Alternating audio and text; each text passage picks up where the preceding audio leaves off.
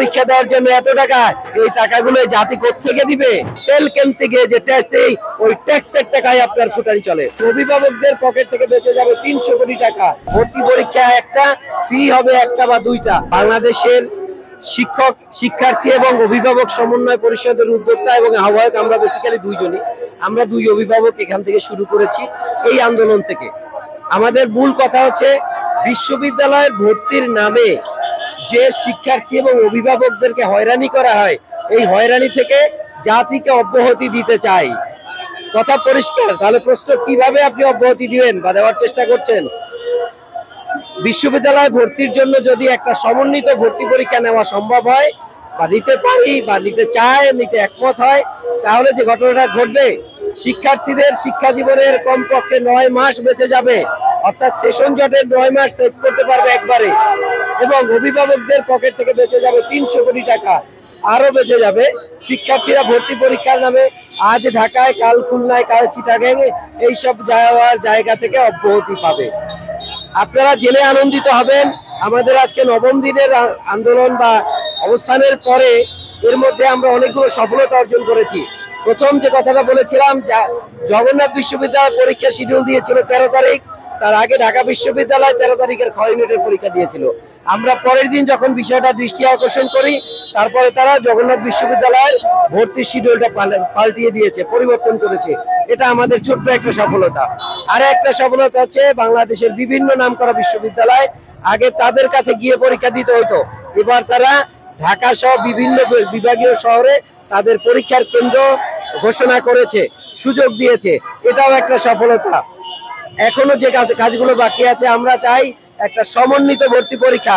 ঢাকা সহ, ঢাকা বিশ্ববিদ্যালয় সহ 56টা পাবলিক বিশ্ববিদ্যালয়, আমার কথা হচ্ছে পরিষ্কার, 56টা পাবলিক বিশ্ববিদ্যালয় যদি একটা সমন্বিত ভর্তি পরীক্ষা নেয়, এই ভর্তি পরীক্ষার প্রথম স্তরের পরে 2 স্তর, 3 স্তর, 4 স্তরেও যদি নেয় সমস্যা নাই, কিন্তু ভর্তি পরীক্ষা একটা, ফি হবে একটা বা দুইটা। কারণ আপনি দেখে থাকবেন, যারা আপনারা আমার সামনেও আছেন, পেছনেও আছেন, এই ভর্তি পরীক্ষার ফি এর জন্য আপনি সব বিশ্ববিদ্যালয়ে ভর্তি পরীক্ষা দিতে পারেন নাই, আমি পারি নাই, আমার ভাই বোন পারে নাই, আমার সন্তানরাও পারছে না। কারণ এতগুলো, একটা সন্তান যদি মিনিমাম কিছু বিশ্ববিদ্যালয় কভার করতে চায়, 12 থেকে 14টা ফর্ম তুলতে হবে। এই 14টা ফর্মের দাম 12 থেকে 14,000 বা তারও বেশি। আপনি বলেন, এই ফর্মগুলো পূরণ করার জন্য এত টাকা, পরীক্ষা দেওয়ার জন্য এত টাকা, এই টাকাগুলো জাতি কোত্থেকে দিবে? এই জায়গা থেকে বেরোতে হবে। সমগ্র বিশ্ববিদ্যালয়ের ভিসি, প্রভিসি, ট্রেজারারদের দৃষ্টি আকর্ষণ করছি, আপনারা আপনাদের ইগো ভুলে যান, একটা জায়গা আসুন, একটা পরীক্ষা নেন। আমরা আপনাদের কাছে অব্যাহতি চাই, এই নির্যাতন থেকে অব্যাহতি চাই। আমি অভিভাবক হিসাবে, সচেতন অভিভাবক হিসাবে জাতির কাছে মাপ চাইছি, জাতির কাছে মাপ চাইছি এই জন্য যে আরো আগে আমার এই কাজটা করা উচিত ছিল, যেটা আমি আগে করতে পারিনি। শিক্ষার্থীদেরকে বলছি, বাবারা, তোমাদের এই বিগত যাদের শিক্ষা জীবন নষ্ট হয়েছে, তাদের কোনো উপকার আমি করতে পারিনি, আমাকে মাফ করবা। এখন আমি দাঁড়িয়েছি, তোমরা যদি সহানুভূতি দাও, পাশে আসো, ইনশাল্লাহ এটা সফল হবে। আপনারা যদি একটা সমন্বিত ভর্তি পরীক্ষা নেন, এই শিক্ষার্থীরা অন্তত আরো বেশি সংখ্যক পাবলিক বিশ্ববিদ্যালয়ে ভর্তি হওয়ার সুযোগ পাবে।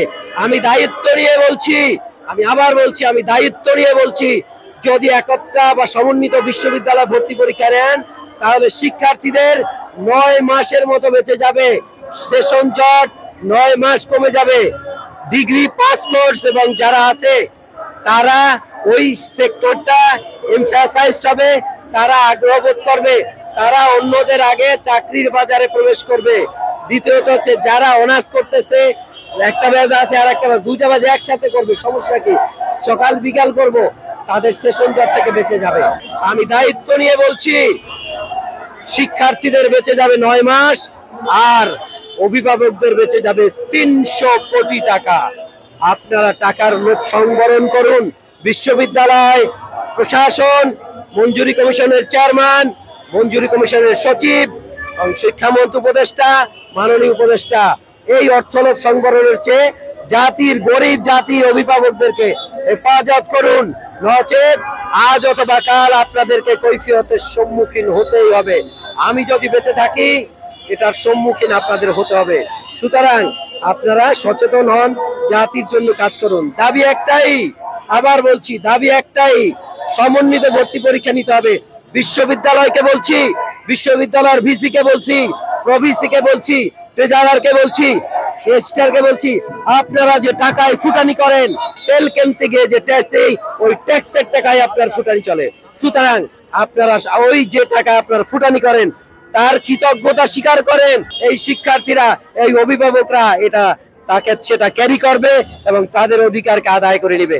আপনাদেরকে ধন্যবাদ।